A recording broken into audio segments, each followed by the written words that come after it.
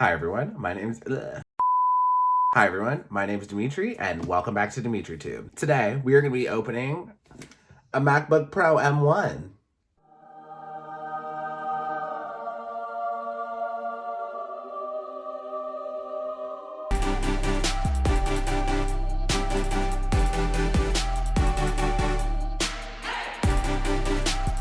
Now, I'm a new YouTuber here and I'm trying to grow my channel, so if you're enjoying this video, please go ahead and pound that like button, pound that subscribe button, and ring that notification bell. It really helps me out in the YouTube algorithm. I got the MacBook Pro 13-inch M1 16GB 1 TB. I think that's terabyte. If you're wondering why the box for this MacBook looks a little different from MacBook N1s you've seen in other videos, it's because I decided to get a certified refurbished one.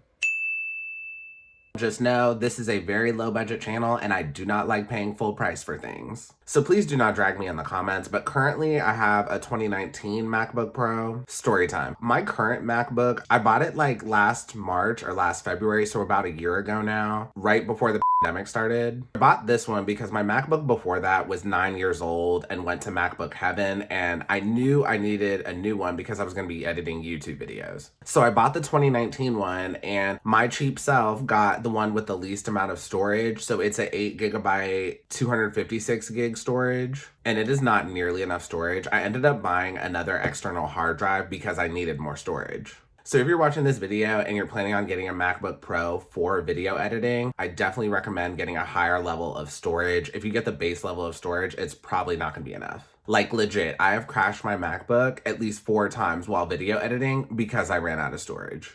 And what really pushed me to go ahead and pull the plug and make the purchase was my screen started to mess up about a week and a half ago.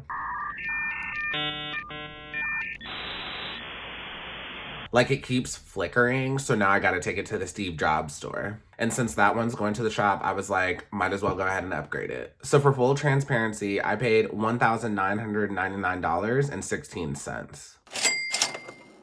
Money! He got money! Get it all for him! And yes, it did hurt to pay that. The MacBook was sitting in my online cart of the Apple store for 3 or 4 days before I pulled the plug and actually paid for it. And it was sitting in the box it was delivered in, unopened, under my bed for 3 or 4 days because I was considering returning it. But I did get a good deal on this. The new MacBook M1 with 1 terabyte of storage normally retails for $2,000 and I paid $1,609. And then I added in the Apple Care for $269, which if I had gotten a new one or a refurbished one, I would have gotten anyway. So after you add in tax, that's what brought the price to almost $2,000. And shout out to my friend Brett for helping me pick one out because I am not the brightest when it comes to picking out technology.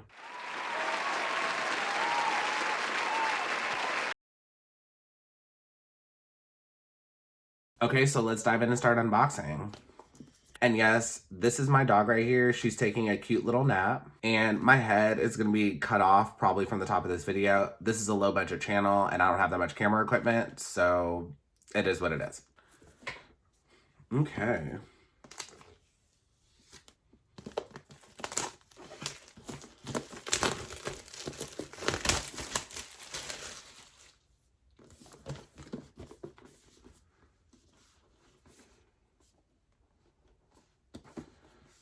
Ugh, I'm trying to open this and not drop it.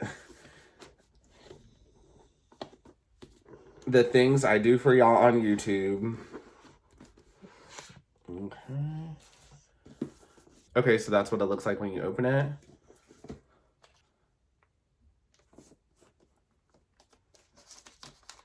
So this is the MacBook. It's like wrapped in plastic right now. And we also have the power cord, the info,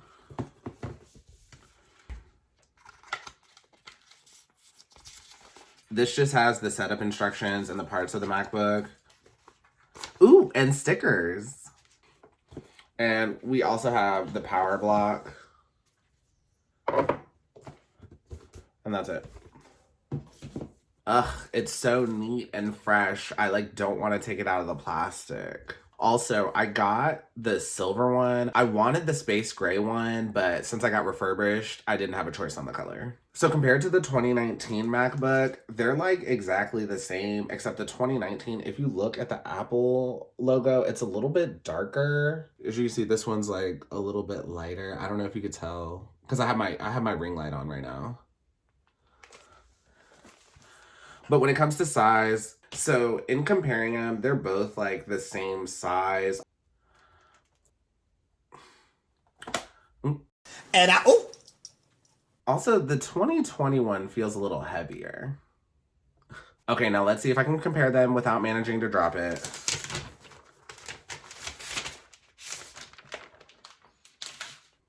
Let me show you the outside of it. So it's the same as my 2019 one. You have 2 USB drives.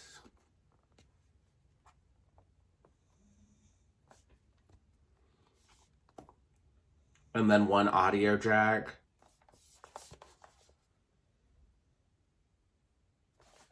I'm actually surprised they kept the audio jack. Like, they don't even have audio jacks on the iPhone anymore, so I don't really understand why they're keeping them on the MacBooks. What I'm most excited about for this MacBook is apparently the M1 MacBook chip is faster, so it makes video editing faster, and just the whole process will go faster, so I'm excited to see how that works.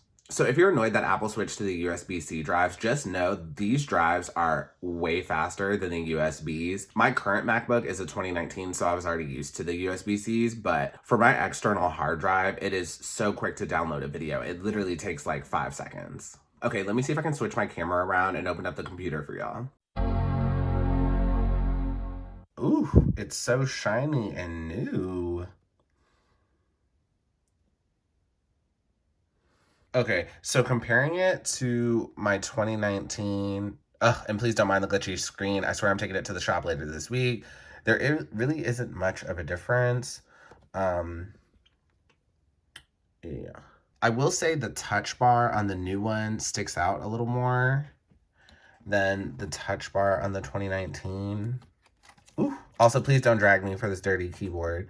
If you look closely, it's kind of hard to tell probably through the video, but this touch bar doesn't stick out as much than this one. And then on the keyboard, there's a little more space between the arrow keys than on the 2019 version.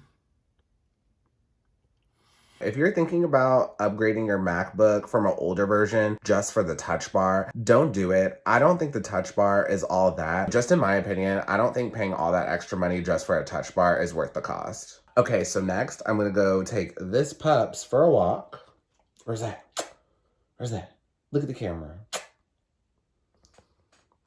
She ain't having it. I'm gonna take her for a walk, and then I'm gonna go ahead and set up this MacBook Pro, do some work on it, and let you know how it goes. Okay, so I just finished up testing the new MacBook M1, and I love it. And compared to my 2019 MacBook, it is a little bit faster. I'm not gonna exaggerate, it's not like a whole lot of faster. And I think it's faster more so because of the storage, not necessarily because of the M1 chip. I noticed the biggest difference airdropping, downloading, and working with the timeline on Final Cut. When it comes to video editing, overall, it is just much smoother. And if you're curious what external hard drive I use the Sandisk external hard drive. I'll post below in the description with more information on it. So this is not a promo, and I'm not sponsored by Sandisk or anything. I just truly like this product. It's like really small and portable. It holds 1 TB of storage, and I can download a 10-minute video to the hard drive in like 5 seconds. And yes, they are a little pricey, but in terms of the amount of time I've saved by having this, it's worth it. And if you have any questions about the new M1 MacBook, feel free to post below in the comments. I'm not super tech savvy, but I'll help out as best as I can. And that is all I have for you today. If you enjoyed this video, please go ahead and pound that like button, pound that subscribe button, and ring that notification bell, and I will see you all next time. Have a good one. Bye.